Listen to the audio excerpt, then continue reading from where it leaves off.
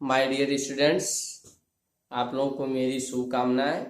आप लोग मेरी वीडियो को देखते हैं, इसके लिए आप लोगों को धन्यवाद भी। और मैं यही चाहूँगा कि आप लोग मेरे वीडियो को अधिक से अधिक देखें, लाभ उठाएं और सब्सक्राइब करें, शेयर करें।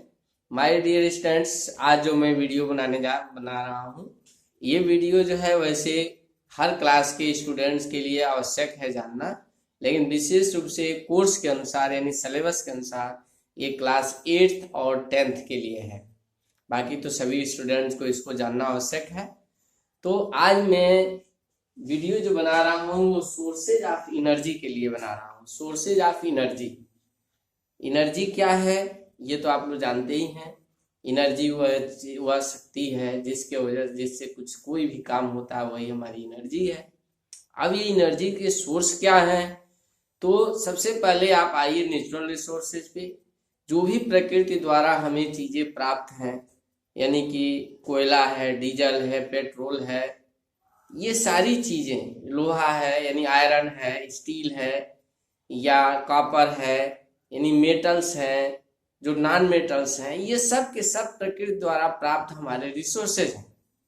इन रिसोर्सेज में से ऐसे रिसोर्स जो एनर्जी में कन्वर्ट होते हैं यानी जिनसे एनर्जी प्राप्त होती है, उसको हम नेचुरल रिसोर्सेज ऑफ एनर्जी बोलेंगे या रिसोर्सेज ऑफ एनर्जी।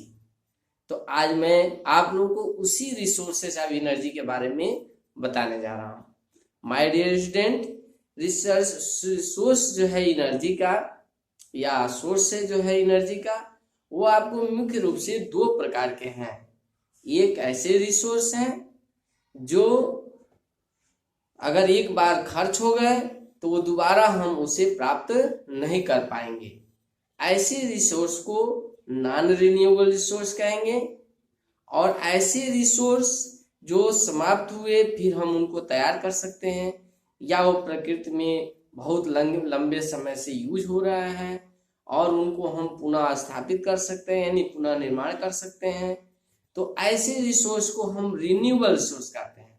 तो माय डियर स्टूडेंट्स, ये विशेष रूप से जो सोर्सेज ऑफ एनर्जी है टू टाइप्स के हैं, non renewable resources of energy और रिन्यूएबल रिसोर्सेज ऑफ एनर्जी। आपको इसमें यही समझना है कि ये नॉन रिन्यूएबल रिसोर्सेज क्या है एनर्जी के। तो नॉन रिन्यूएबल रिसोर्सेज में मैंने बताया कि नॉन रिन्यूएबल रिसोर्सेज वे रिसोर्सेज होते हैं यानी वे सोर्स ऑफ एनर्जी हैं जिनको अगर एक बार यूज कर लिया गया तो दोबारा उसका यूज नहीं हो पाएगा, यानी कि वो समाप्त हो जाएंगे। तो उसको हम नॉन रिन्यूएबल रिसोर्स कहेंगे। अब आप लोग समझ गए होंगे कि मैं किस एनर्जी की बात कर रहा हूं। तो आपको पता है जैसे कोल है यानी कोयला, डीजल, पेट्रोल, ये जो सोर्सेज हैं एनर्जी के, यानी कोयले से भी हम एनर्जी प्राप्त करते हैं विभिन्न रूपों में, डीजल से भी एनर्जी प्राप्त करते हैं, हम पेट्रोल से एनर्जी प्राप्त करते हैं, सीएनजी से एनर्जी प्राप्त करते हैं। तो ये जो नेचुरल रिसोर्सेज हैं यानी ये जो एनर्जी के रिसोर्सेज हैं ये नॉन रिन्यूएबल रिसोर्सेज हैं। इसलिए क्यों, आप पूछा जाए क्यों नॉन रिन्यूएबल है, इसलिए नॉन रिन्यूएबल है कि आपका कोयला जितना समाप्त हो जाएगा फिर वो कोयले का निर्माण आप नहीं कर पाएंगे। डीजल जितना समाप्त हो जाएगा उसको आप फिर उसका निर्माण नहीं कर पाएंगे। कोयला, डीजल, पेट्रोल जितना समाप्त हो जाएगा आप उसका पुनः उत्पादन नहीं कर पाएंगे। तो इस तरह के जो भी रिसोर्सेज हैं वो नॉन रिन्यूएबल रिसोर्सेज हैं। माय डियर स्टूडेंट, मेरे ख्याल से आप लोग नॉन रिन्यूएबल रिसोर्स को अच्छी तरीके से समझ गए होंगे। अब आ जाइए यहाँ पे रिन्यूएबल रिसोर्सेज।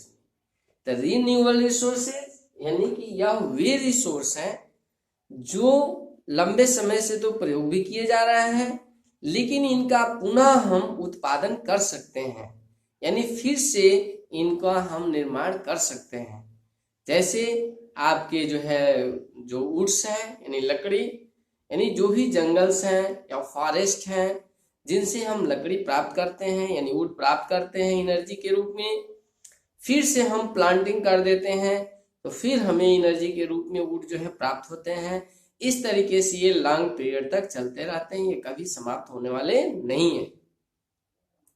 अब बात आती है और भी एग्जाम्पल में आइए आप, हाइड्रो इलेक्ट्रिसिटी यानी कि जो जिससे जल से हमें विद्युत प्राप्त होता है, यानी कि विद्युत एक एनर्जी है जो जल से प्राप्त होता है।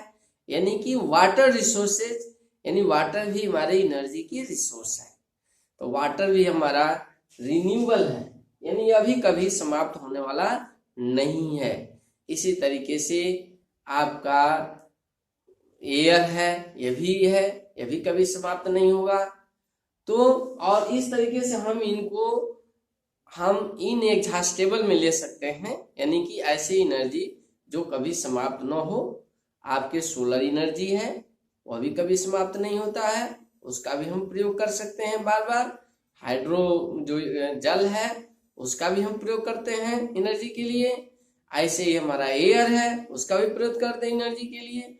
ये जो पृथ्वी पे यानी एयर, वाटर और जो सोलर एनर्जी है, फिर आपका जो प्लांट से एनर्जी प्राप्त हो रहा है, ये सब जो है पृथ्वी पे हमेशा रहेंगे और हमेशा से इनका उपयोग होता रहा है और फिर इनका हम उत्पादन कर सकते हैं। तो ऐसी एनर्जी के जो स्रोत होते हैं उनको हम रिन्यूएबल रिसोर्सेज कहते हैं। इन रिसोर्सों में अब बात आती है, जैसे रिन्यूएबल रिसोर्सेज मैंने बताया इनएग्जॉस्टेबल, एग्जॉस्टेबल। तो कुछ ऐसे एनर्जी हैं जो कि कभी समाप्त ही नहीं होंगे, जैसे सोलर एनर्जी है, सोलर एनर्जी आपका कभी समाप्त नहीं होने वाला है। वाटर एनर्जी भी कभी समाप्त नहीं होने वाला है जब तक पृथ्वी है, क्योंकि वाटर साइकिल होती रहती है, एनर्जी जो है एक दूसरे के रूप में वाटर जो है कन्वर्ट होता रहता है, एनर्जी हमें प्राप्त होती रहती है। इसी तरीके से एयर भी है, कभी समाप्त होने वाला नहीं है। जब एयर है तो एयर एनर्जी भी हमें है। तो माय डियर स्टूडेंट्स, ये जो रिसोर्सेज हैं रिन्यूएबल में, ये हमारे रिन्यूएबल रिसोर्सेज हैं जो प्रकृति से पाया जा रहा है। नॉन रिन्यूएबल रिसोर्सेज जो ऐसे एनर्जी के रिसोर्स जो हमें हमेशा के लिए हमसे दूर हो जाए, यानी वो समाप्त हो जाए पृथ्वी से, जितना यूज हो जाए उतना वो समाप्त हो जाए, तो वो हमारा नॉन रिन्यूएबल रिसोर्सेज है। यहाँ पे अब एनर्जी के अच्छे रिसोर्स कौन से हैं, और माने गुड रिसोर्स, बैड रिसोर्स। अब गुड रिसोर्स उन्हें कहेंगे जिनका अगर हम उपयोग करते हैं तो प्रकृति में उनसे कोई दुष्प्रभाव न पड़े, यानी कि वायुमंडल का प्रदूषण न हो, तो उसको हम गुड रिसोर्स कहेंगे। रिसोर्स तो बहुत सारे हैं, जैसे मैंने बताया डीजल है, पेट्रोल है, गैस है, कोल है, लकड़ी यानी वुड है, ये सब रिसोर्सेज हैं। लेकिन इन रिसोर्सों में से जो गुड फ्यूल यानी जो अच्छे रिसोर्स हैं, हम उनको बोलेंगे जिससे हमारे प्रकृति का कोई नुकसान न हो, या कम, ऐसा कह सकते हैं कि कम से कम नुकसान हो। तो ऐसे रिसोर्सेज को या एनर्जी के रिसोर्स को हम गुड फ्यूल बोलते हैं। माय डियर स्टूडेंट, इसका डिटेल मैं जब फ्यूल के बारे में बताऊंगा, यानी फ्यूल का वीडियो बनाऊंगा, तो उसमें आप इसके बारे में डिटेल से पढ़ेंगे। यहाँ पे आप केवल रिन्यूएबल, नॉन रिन्यूएबल रिसोर्स के बारे में आप जानिए और इसके अच्छी तरीके से समझिए और एग्जाम्पल भी लीजिए। That's all.